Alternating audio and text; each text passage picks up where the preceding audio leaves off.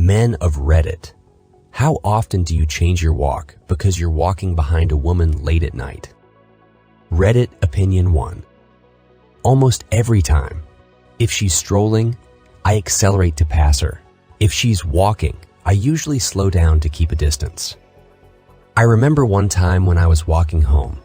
It was in the middle of the day. I was listening to music on my headphones and with both hands carrying groceries. Then I noticed that the woman in front of me was constantly looking back with a nervous look. I was thinking to myself, I'm listening to music. I'm hugging 2 bags of groceries. I'm dressed okay.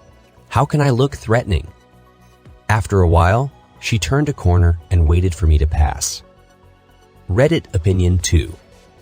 Funny story. I met my wife in this scenario. We hung out a long walk back to our hotel rooms after we had initially said hello to each other at a smoke pit or hangout, just before making turn after turn on the same route that I took. Back to my room. I basically followed her all the way to her room until she stopped just before and yelled, "Stop following me." I explained to her that I was just walking to my room and that it hadn't occurred to me to slow down so she wouldn't feel threatened. She's been chained up in my basement ever since. Reddit Opinion 3. I always feel horrible when I need to help a woman out in a sketchy situation. I've had to physically carry a girl to a dorm bathroom so she could vomit. I sat outside the stall for about 2 minutes, asking if she was good. A friend of mine came in and helped out so I could return to the dorm. When I walked out of the bathroom, these 2 girls got up in my face, asking who I was, where I was going, and what I was doing with that girl. I was so fucked up. I tried to explain, but they seemed suspicious. Eventually, that girl who helped came out and she explained, and we laughed. But still, I understand why girls need to be careful, but it does suck when you try to offer a hand and people assume the worst. Similar things when playing with little kids. I can't help it. I love kids. Reddit Opinion 4. I've done it many times. I've even crossed over to the other side of the road so they will not feel I am following them. When did I start doing this? When I was 14, I came home late from Sydney, maybe 1 a.m. I got off the train and a woman got off too, and slightly in front of me. This woman was at least an inch taller than me and much older, maybe 40. It was cold. It was dark. It looked like it was going to rain soon. So I started walking faster, but the woman started walking faster too. Annoyingly, she was going the same way as me. Come to the first turn, and she takes it. Same way I have to go. Annoying. She speeds up a little. I speed up a little too. I don't want to walk alone at night, so I try to stick close to her, and the sky is starting to drip. Next street, again, she takes the turn I want. This is too annoying because I really want to go a bit faster, so I decide to go past her. I speed up. I get closer to her, and suddenly, she stops dead, turns around and yells at me. "Don't touch me!" I haven't stopped. I just continue the way I am going, which takes me past her, and say, "In your dreams, lady." I genuinely had no idea she was afraid. This person was bigger and older than me, and so she scared me when she yelled. I left her still standing in the street, staring at me, and went home, which was only about another 100 meters up the street. She may have seen me go inside. Until then, I had never considered I might scare a woman merely by being behind her. From then on, it was something on my mind. Bonus, which some people may not believe. It's maybe 10 or 15 years later. I am now in my late 20s, still living at home, but now I have a motorbike. Nothing big, just a Suzuki 250 with a kickstart. This was 30 years ago. No LX start on my bike. It's a beautiful sunny day. I am down at the shops, not far from home. I get on the bike, pull out the kickstart and give it a kick, and the bike starts. Suddenly, I hear an ear-shattering scream from behind me. I turn around, and it's the same lady. This time, she's with a child. a little girl about 10. She has her hands over the ears of the child, who is looking bored and annoyed at Mom. And the lady is screaming at me because I kickstarted my little 250 bike, and the noise scared her so much. I couldn't believe it. Even the little girl looked like she'd had enough of Mom's shit. I didn't say anything. I just rode off. Anyway, these days, I am very aware that women might be scared, especially at night.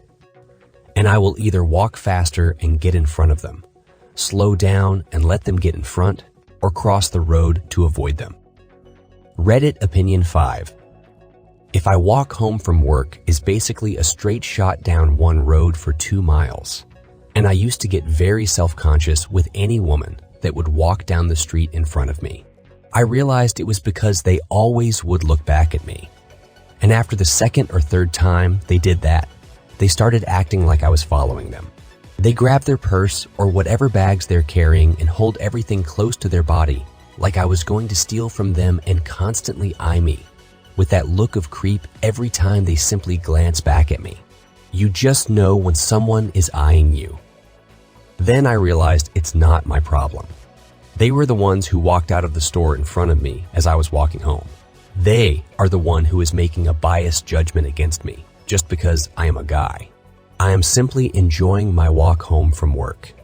And they are the ones who don't even look to see if I am walking down the sidewalk before they step in front of me as they leave a store.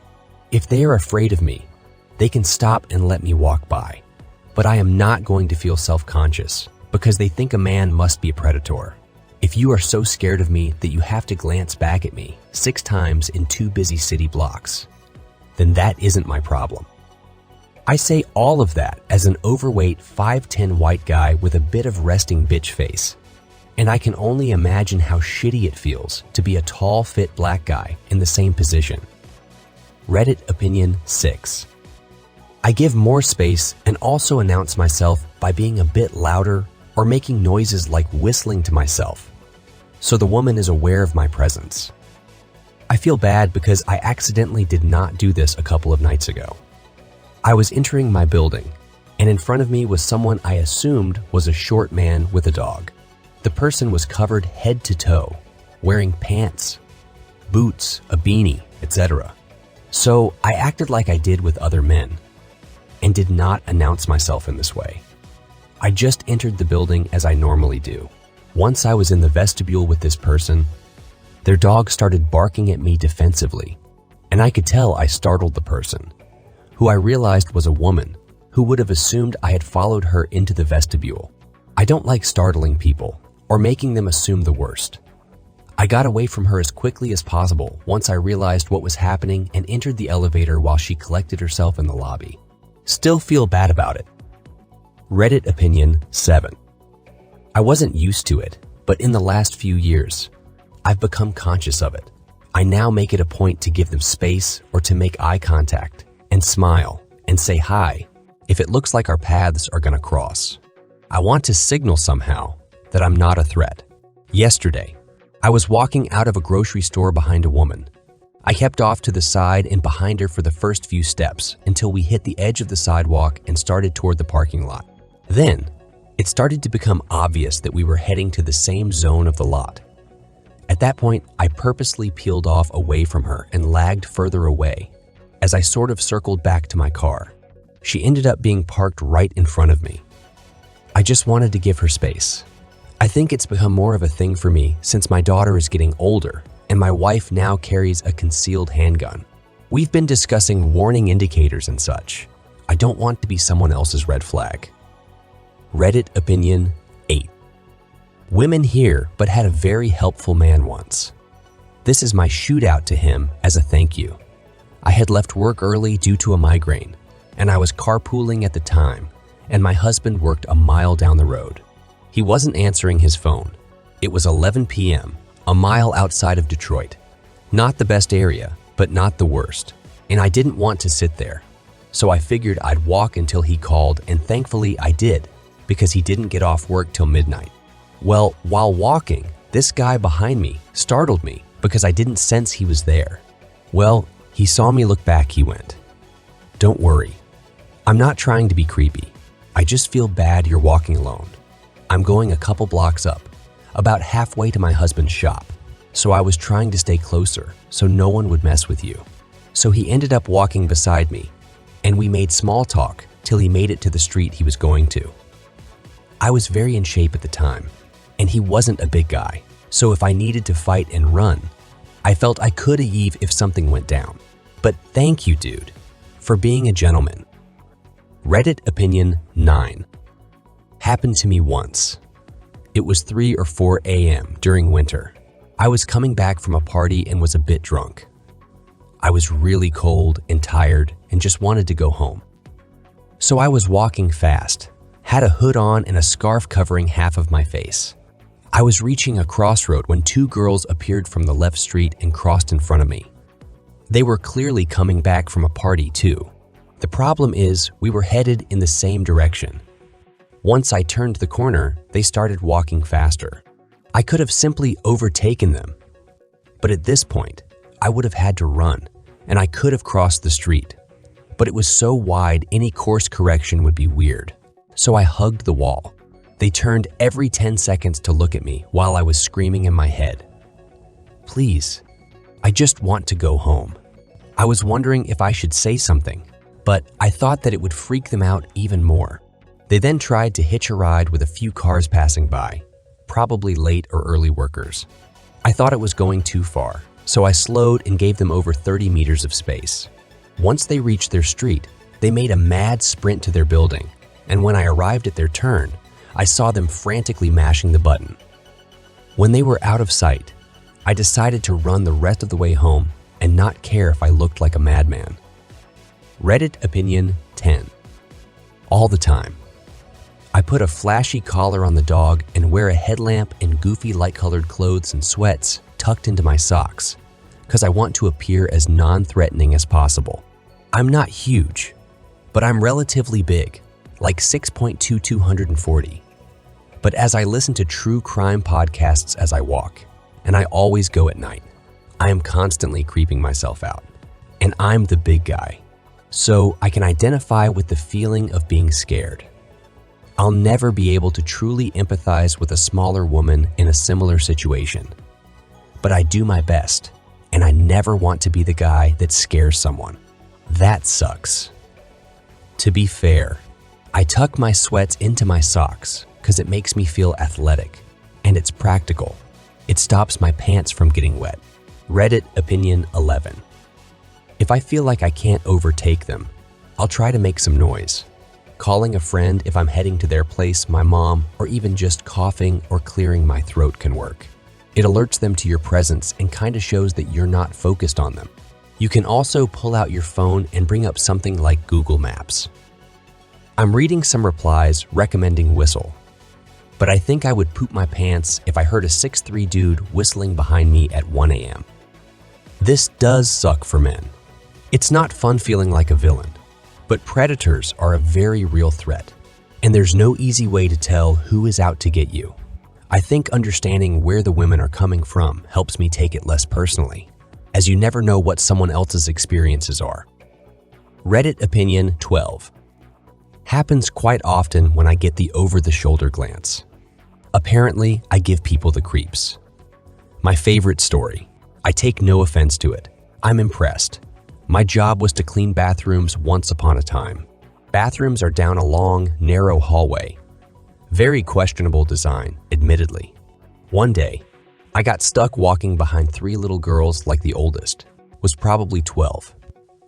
Eldest kept giving me a glance and shoved her younger sisters into the ladies' room when they went to stop. I chuckled, cleaning the men's room, realizing stranger danger must have run through her head. But she protected her sisters. Good parents, better big sister.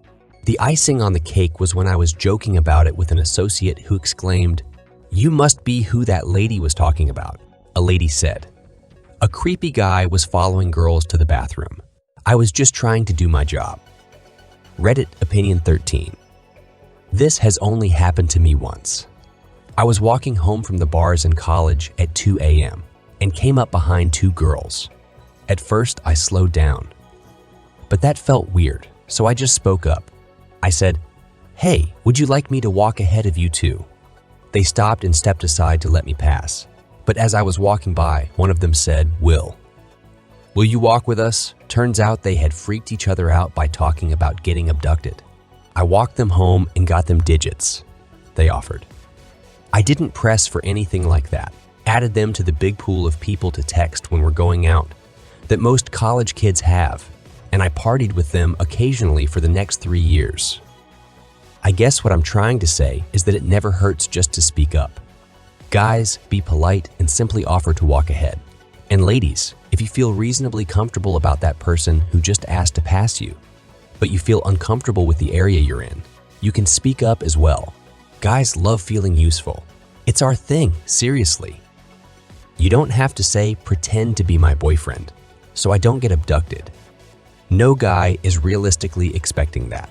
You can keep it as simple as, "I'm a little weirded out by this area, so I'm going to shadow you 20 feet back.